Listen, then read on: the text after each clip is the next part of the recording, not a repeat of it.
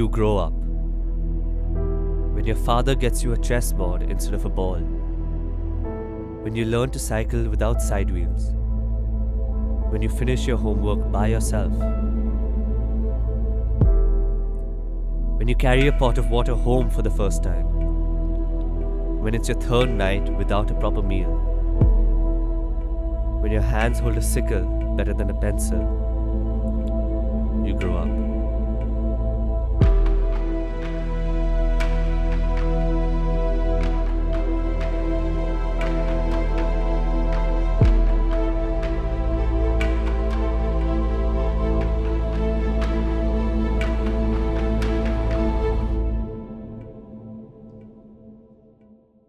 It pains me that even after 65 years and odd of independence, we are left discussing basic facets that a child should not be made to work.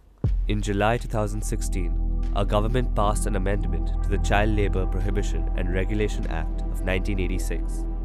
The amendment proposed three major changes. The definition of a child has been changed from one below the age of 18 to one below 14. A child below 14 will not be allowed to work in any industry except when it is a family enterprise. The list of industries that are considered harmful for an individual aged 14 to 18 have been brought down from 83 to 3. They've also reduced the number of hazardous industries, which is also a huge problem because it's been done without any kind of logic. So if you look at the history of 1986 was the first act, each time a new industry was added, it was done with a lot of thought. There was a rationale, why is this being added, etc., etc. Now in one shot, you've just removed everything and kept some like mining and some other random kinds of things. There's absolutely no thought. So it's very clear that you just want to avoid all kinds of accountability. और अपने पूरे देश में अगर हम लोग देखते हैं कि ज़्यादा से ज़्यादा जो वर्किंग बच्चे हैं वो एग्रीकल्चर सेक्टर्स में ज़्यादा से ज़्यादा काम कर रहे हैं और दूसरा फैमिली इंटरप्राइजेस में उन्होंने लिखा है कि एनी बिजनेस। तो एनी बिजनेस का मतलब कुछ भी हो सकता है। मेरे ख्याल से मुझे ये भी डर है कि अगर कोई फैमिली उसके घर में अगर लिकर बेचने का बिजनेस है तो उनका फैमिली इंटरप्राइजेस हो जाएगा।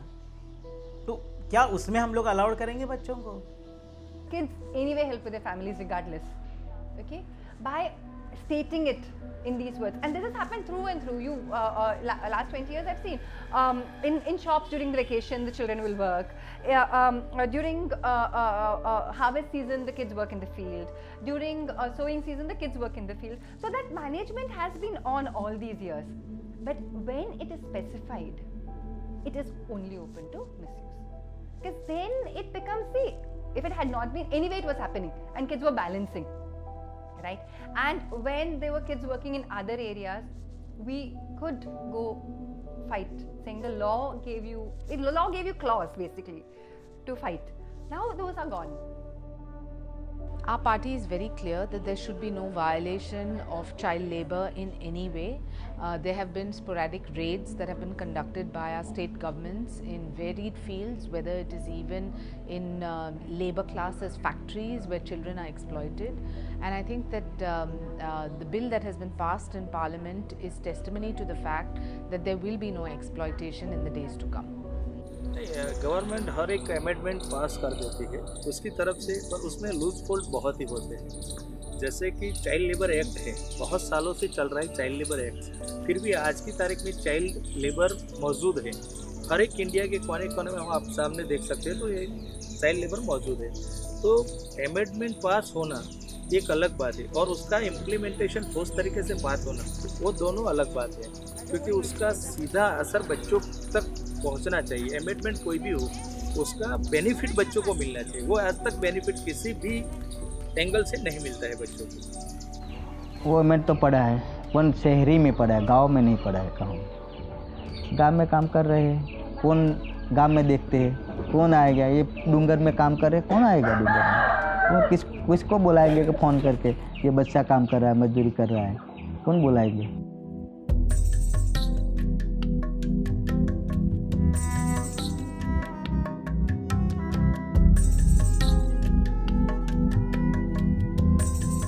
In the villages of northern Gujarat, one may not find towering skyscrapers, the ease of technology, and the hustle and bustle of a city.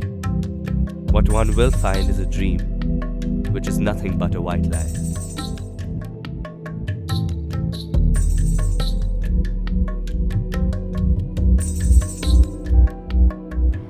BT cotton is a seasonal work lasting from about June to September and or July to October as per the rains, and that is the time when the school actually opens all over the country, and they miss out on these 3-4 months. Once they come back, they may want to go, they may not want to go, and then if they come for BT cotton work couple of years, automatically the child gets drawn out of school. हमारे education systems में हम बच्चों को sustain नहीं कर पा रहे हैं। उसका कारण है, एक तो सबसे इम्पोर्टेंट कारण है कि क्वालिटी ऑफ एजुकेशन नहीं है। उसके कारण बच्चा स्कूल में जा रहा है, उसको कुछ नहीं आ रहा है और उसके कारण वो स्कूल के बाहर ड्रॉप हो रहे हैं। राइट टू एजुकेशन के बारे में बहुत कानून में है, जो वो फॉलो होता है तो कंप्लीट पूरा एरिया में बच्चे पढ़ेंगे, लेकिन फॉलो ही नहीं होता। इसमें वो ये है कि एरिया एक 5 किलोमीटर के एरिया में है, एक ही स्कूल है, और इसमें स्कूल है तो ओडा कम है और टीचर पढ़ाते हैं, ज़्यादातर टीचर कम पढ़ाते हैं, बहुत कम। The lack of a thorough education system is pushing children out of classrooms and into cotton fields. Children constitute a major part of the workforce for the BT cotton industry.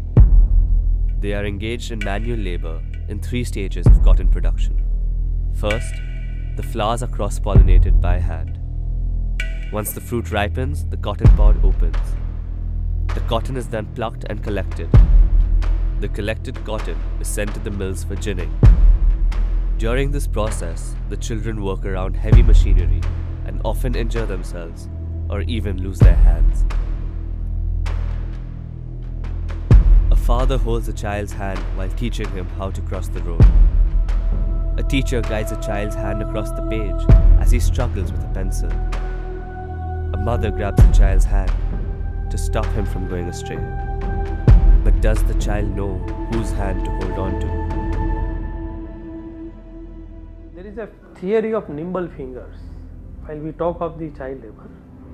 BT cotton stands for Bacillus thuringiensis. That's the name of bacteria which biotechnologically modifies the cotton seeds. And while cross pollination, these nimble fingers are very useful and they do not damage the finished product. That is the seeds which produce the better crop of cotton. कपास में क्या करते हो? काटते हो ना? फिर આવે ટૂટી આવે हाँ ટૂટી થી પછી નર લગાવવાના नर लगाते પાવડર पाउडर એક આ પાવડર આથી ટૂટી આવે એનામાંથી પાવડર લગાવે ના કેરી બને જે છોડ હોય છે જે ક્રોપ્સ કોટનના એમાં કંઈ ફૂલમાં નુકસાન ના જાય, આરામથી ચીપર છે, એમને જેમ કેવું હોય તેમ કરી શકાય, સામે કોઈ આર્ગ્યુમેન્ટ બાળકો નહીં કરતા, એમની જરૂરિયાત બહુ ઓછી છે, આ બધું ધ્યાનમાં એ રજા નહીં માગતા, એને એમને એમના પર દબાણ કરી શકાય, ક્યારેક ક્યારેક એમને મારીને બી ચૂપ કરી શકાય. આ બધા કારણોને લીધે મોટે ભાગે ખેડૂત લોકો છે એ બાળકો પાસે કામ કરાવવાનું વધારે પસંદ કરે છે. बच्चे का हालत उससे भी बदतर होता है वहीं पे काम करते, क्योंकि पूरा 4 बजे से लेकर रात को 10 बजे तक बच्चा काम करता है और उसी फार्मिंग एरिया में 3 महीने से वो बाहर नहीं जा सकता, क्योंकि वो मालिक उस खेत का मालिक है, उसके रखवाली करता है, ना उसके माँ बाप को मिल सकता है. बच्चा 3 महीना ऐसे माँ बाप से अलग अकेला जो अपने ग्रुप के साथ है, वो बच्चा खुद से नहाता है, कपड़े धोता है, खाना पकाता है और फिर वो फार्मिंग ही काम के लिए जाते हैं. Physically, although BT cotton is not supposed to be using pesticides and fertilizers, it is being used in an ample quantity, and there is no safety when the spraying is taking place or when its use is being done. Whether the children are doing it themselves also, we don't know. But even if the adults around, the few adults around are doing the pesticides and fertilizers, the children are touching the plants day in and day out. and then using the same hands to cook or eat. So we've had cases of deaths which were very, very mysterious. They had this severe pain in the stomach and next day morning they vomited and then that's it. They just died. What is the punishment for murdering someone twice? Once, by putting the little ones where they don't belong. And second, by subjecting them to activities that gradually prove fatal. Children are brought in from Rajasthan to parts of northern Gujarat like commodities. They work for hours in the scorching heat in the cotton fields and yet miss the warmth and comfort of a home. But it's all okay because they never could afford one anyway, right?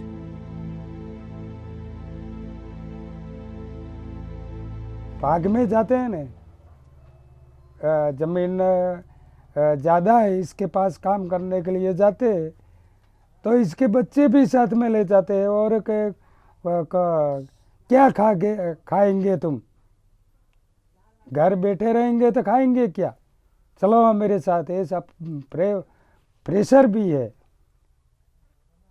ઉંમર કેટલી ઉંમરમાં એનો થોડા આમ કરી શકે ને થોડા મોઢેરા આવડા થાય તો ભણવાનું કરે એટલે મજૂરી ને કરવા જાય તો ભણવાનું રહી જાય, મજૂરી કરે તો ભણવાનું ઠોકી દેવું પડે તો અમારું પેટ પૂરું ન થાય. અમે તો એમ કરીને ગેડાથી મરી જશે તો છોકરોને આવે થાય કંઈ નાના નાના છોકરો મેરીને આવી આવી મજૂરી કરીને ક્યાં જવાનું. થાક લાગે તો શું કરીએ, પેટ દોસ્તી, હા પેટ દોસ્તી કરવો પડે. શું કરીએ ને કરીએ તો શું કરીએ, નોકરીએ નહીં, ખાવાનું નહીં, બેહી રહીએ તો બધું બેહી જવાનું તો કહીએ ન મળે, બેહી રહીએ તો બેહી જ રહેવાનું કે આપણ ખૂણ હાલે. मेरा तो मानना है कि बाल मजदूरी मतलब लोगों में गरीबी है इसलिए बाल मजदूरी नहीं है, क्योंकि ये जो बच्चे के पेरेंट्स समाज के लिए भी मैं कहना चाहूँगा, बहुत सारा लोग आर्गुमेंट ये कर रहे हैं कि गरीब है इसलिए हम काम पे भेजते हैं या तो काम पे जाते हैं, किसी को भी पूछेगी, लेकिन मेरा मानना है कि बच्चे लोग मजदूरी करते हैं इसलिए हमारा समाज गरीब है. Some things may seem small and simple from a distance, but as one moves closer, they seemingly turn into big things and may be a part of something even bigger. But are all illusions worth finding an answer to? It's all, I think, linked to a larger macroeconomic kind of a perspective, which basically where we see this linking with two things primarily. One, India as a country is saying we are not able to, deal with the young people, and we are not really going to be able to have any solution to the issue of child labor. Two, the fact they have to keep the economy running, right? And we have all these grandiose plans, Make in India, Skill India, this and that, but there's really no actual solutions on how to make that happen. So by having children, by legitimizing children's work, basically legalizing children's work, which is all mostly going to now be underground work, you are finding ways to make it possible to meet all those grandiose targets you have set by using children to make that happen. We want to get poised as the bottom of the pyramid for the textile industry. It used to be the southeast, and we really want to do that, and the young people of our country are going to drive that. So that, I think, is a bigger problem, which is the real macroeconomic issue behind the whole Child Labour Act. So we cannot see it as just a children's act. It's really linked to something larger. Child labour is very useful for the economy. Whether we like it or not, that's a fact. Because you have kids, they're not on roll. So the employer doesn't pay taxes. So everything that the employer has is black money. I mean, to put it simplistically again, to stretch the truth. But they don't have bank accounts. They don't have, the kids don't have Aadhaar cards. They're literally invisible. And they continue to be that.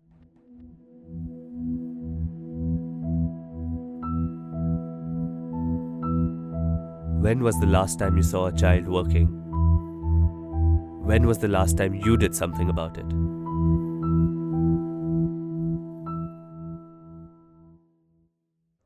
Imagine walking in a world where no one calls you by your name.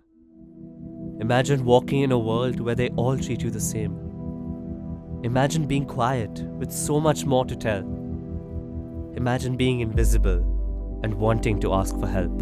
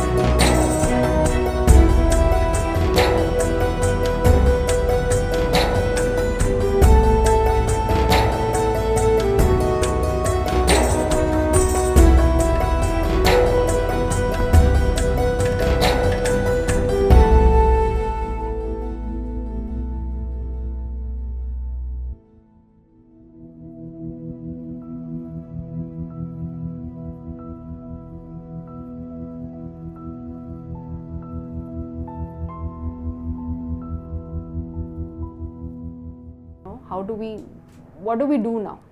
What is the way to go ahead? Or are we just accepting that this is the way children, above 14 are going to be, and this is the story that we have made for them?